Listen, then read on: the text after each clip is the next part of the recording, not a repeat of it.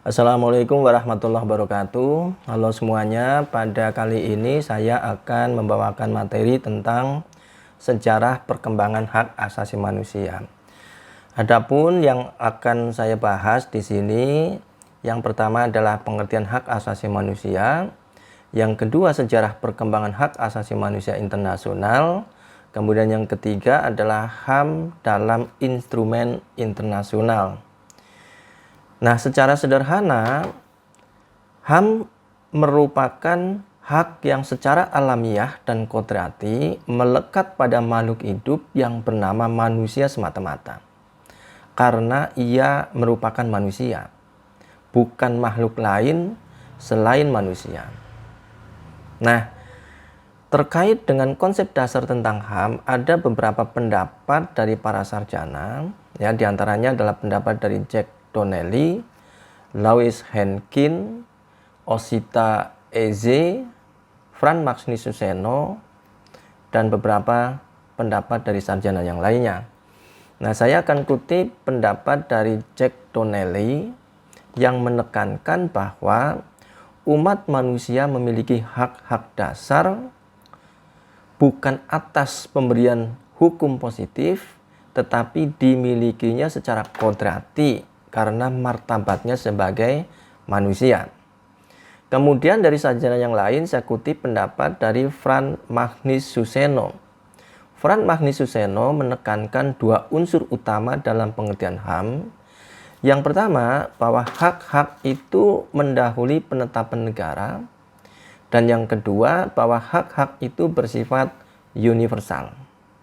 Nah, dalam konteks Indonesia, filosofi hak asasi manusia sebagai hak dasar yang secara kodrati melekat pada diri manusia, bersifat universal dan langgeng, oleh karena itu harus dilindungi, dihormati, dipertahankan, dan tidak boleh diabaikan, dikurangi, atau dirampas oleh siapapun. Kemudian dalam pasal 1 Undang-Undang 3999 tentang HAM ditegaskan di situ bahwa hak asasi manusia adalah seperangkat hak yang melekat pada hakikat dan keberadaan manusia sebagai makhluk Tuhan yang Maha Esa dan merupakan anugerahnya yang wajib dihormati, dijunjung tinggi, dan dilindungi oleh negara, hukum, pemerintahan, dan setiap orang demi kehormatan, pelindungan harkat dan martabat manusia. Nah, itulah pengertian hak asasi manusia. Sekarang kita bahas tentang sejarah perkembangan hak asasi manusia internasional. Apa yang melatar belakangi hak asasi manusia? Nah, yang melatari hak asasi manusia, hak asasi manusia itu adalah pengalaman buruk dunia internasional, yaitu dengan peristiwa Holocaust Nazi. Nah, peristiwa itu maka membuat dunia berpaling kembali kepada gagasan John Locke tentang hak-hak kodrati. Nah, setelah kebiadaban yang luar biasa terjadi menjelang dan selama Perang Dunia Kedua, maka gerakan untuk menghidupkan kembali kodrati menghasilkan dirancangkannya instrumen internasional yang utama tentang hak asasi manusia. Nah, sekarang sejarah perkembangan HAM internasional itu ya dimulai dari Piagam Madinah tahun 627, kemudian Piagam Magna Carta di Inggris tahun 1215, kemudian Habeas Corpus Act di Inggris tahun 1679, kemudian Bill of Rights di Inggris tahun 1689, kemudian Declaration Destroyed the Elhum et Citoyen di Perancis tahun 1789. Kemudian tahun 1945 Fundamental of Human Rights atau Piagam Pendirian PBB, ya. Kemudian dibuatlah Universal Declaration of Human Rights PBB, dan pada tahun 1966 International Covenant on Civil and Economic Rights, ya, hak sipil, politik dan ekonomi, ya. Dan sekarang Bundles of International Convention PBB. di Wina atau deklarasi tahun 1993 di Wina. Nah, pada Piagam Madinah, ya, Piagam Madinah itu ya terjadi di Madinah ya tentang perjanjian yang mengatur hubungan antar umat manusia, antar masyarakat yang majemuk ya saat itu, baik dari segi asal keturunan, budaya maupun agama yang dianut.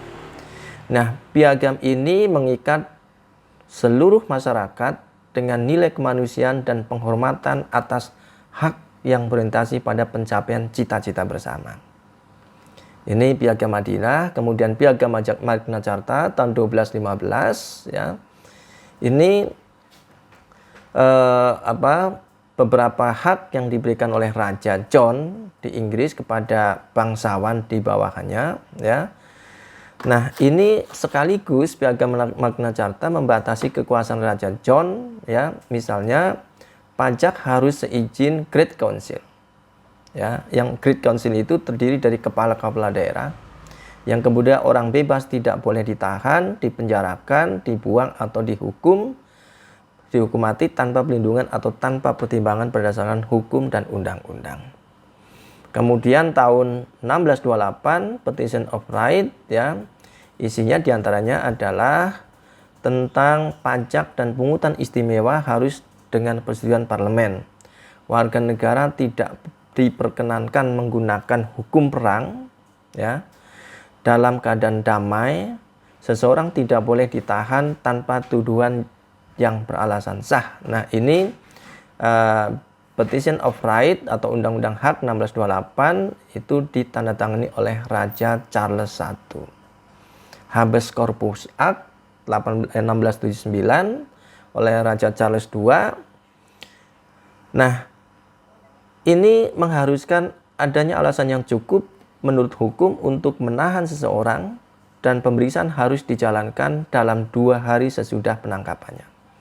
Kemudian Bill of Rights 1689 intinya adalah Badan Perwakilan Rakyat dapat bertindak sebagai parlemen yang mempunyai hak legislatif dan turut menetapkan anggaran belanja negara. Nah, ini Bill of Rights. Nah, kemudian deklarasi Destroy the Elhum et the Citoyen tahun 1789 di Perancis ya. Nah, ini ketentuannya itu ya tentang tidak boleh ada penangkapan dan penahanan yang semena-mena, termasuk penangkapan tanpa alasan yang sah dan penahanan tanpa surat perintah yang dikeluarkan oleh pejabat yang sah. Kemudian praduga tidak bersalah. Artinya apa? Orang-orang yang ditangkap ya dianggap belum bersalah atau dianggap tidak bersalah ya sebelum adanya putusan pengadilan yang menyatakan bahwa orang itu bersalah. Nah, ketentuan-ketentuan tentang hak secara rinci kemudian dimuat dalam the rule of law ya, dimuat dalam the rule of law. Kemudian Universal Declaration of Human Rights ya, ini menjadi puncak perkembangan pengakuan hak asasi manusia, yaitu disahkannya Deklarasi Umum Hak-Hak Asasi Manusia atau DUHAM, Universal Declaration of Human Rights pada tahun 1948 oleh PBB. Nah, piagam ini disusun oleh suatu panitia yang dibentuk oleh PBB yang dinamakan dengan Komisi Hak Asasi Manusia pada tahun 1946. Nah, kemudian piagam ini menjadi bukti bahwa hak asasi manusia bukan ajaran paham liberalis atau individualis mata. Karena apa? Karena piagam PBB ini, piagam HAM PBB ini disetujui oleh sebagian besar anggota Perserikatan Bangsa-Bangsa. Nah, kemudian apa? Covenant of Human Rights ya, pada tahun 1966, yaitu tentang Covenant Internasional tentang hak-hak ekonomi, sosial, dan budaya. Dan yang kedua adalah Covenant Internasional tentang hak-hak sipil dan politik. Yang berikutnya adalah Deklarasi Wina tahun 1993, yaitu deklarasi dan program aksi Wina, yaitu sebuah deklarasi hak asasi manusia yang ditetapkan berdasarkan konsensus pada tanggal 25 Juli 1993 selama Konferensi Internasional HAM di kota Wina. Nah, penetapan deklarasi ini melibatkan perwakilan dari 171 negara. Tujuannya apa? Tujuannya adalah untuk merumuskan rencana bersama untuk memperkuat penegakan HAM di seluruh dunia. Kemudian deklarasi dan program aksi Wina didukung oleh Majelis Umum PBB dalam Resolusi 48/121 pada tahun 1994 yang dikenal ya karena menegaskan bahwa hak asasi manusia itu bersifat universal, tidak dapat dibagi, saling bergantung dan saling terkait. Nah, itu tadi sejarah perkembangan hak asasi manusia internasional. Sekarang kita lihat HAM dalam instrumen internasional. Sumber hukum HAM internasional itu terdiri dari hukum perjanjian internasional, hukum kebiasaan internasional, prinsip hukum umum, putusan hakim, kemudian ajaran para ahli hukum internasional. Instrumen hukum HAM mengikat, instrumen hukum HAM mengikat. Yang pertama adalah Deklarasi Universal Hak Asasi Manusia atau DUHAM. Kemudian yang kedua adalah Kovenan Internasional tentang Hak Sipil dan Politik atau ICCPR. Yang ketiga adalah Kovenan Internasional tentang Hak Ekonomi, Sosial dan Budaya atau ICESCR. Kemudian yang kelima Konvensi Genosida. Kemudian Konvensi menentang penyiksaan, Konvensi penghapusan segala bentuk diskriminasi rasial, Konvensi penghapusan segala bentuk diskriminasi terhadap perempuan, Konvensi hak anak, dan Konvensi mengenai status pengungsi. Nah, yang terakhir adalah instrumen hukum HAM tidak mengikat. Instrumen hukum HAM tidak mengikat itu terdiri dari deklarasi mengenai pembela HAM, kemudian prinsip-prinsip tentang hukuman mati yang tidak sah, sewenang-wenang dan sumir, pedoman berperilaku bagi penegak hukum, prinsip-prinsip dasar mengenai penggunaan kekerasan dan senjata api, deklarasi mengenai penghilangan paksa, dan deklarasi penghapusan diskriminasi terhadap perempuan. Nah, ini materi tentang sejarah perkembangan hak asasi manusia.